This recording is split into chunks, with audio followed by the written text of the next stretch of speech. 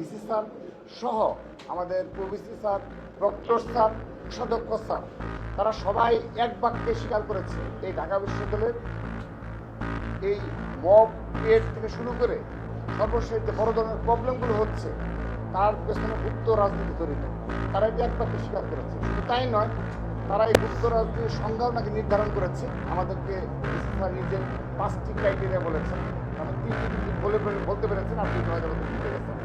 তো তার মধ্যে অন্যতম যে ধরনটা আসবে সেটি হলো, যেটি আমরা ইতিমধ্যে জানতে পারলাম আজকে মিটিংয়ের মাধ্যমে, যে বাংলা ঢাকা বিশ্ববিদ্যালয়ে আর কখনো কেউ কোনো ছাত্র সংগঠন যে তাদের যে প্রাথমিক সদস্যপদ পূরণ করে যে সদস্য থাকে তাদের সবাইকে ওপেন করে দিতে হবে, যে আমার প্রাথমিক সদস্যপদ পূরণ করে এরা আমার সদস্য, আমার সংগঠন, এটা ওপেন করতে হবে।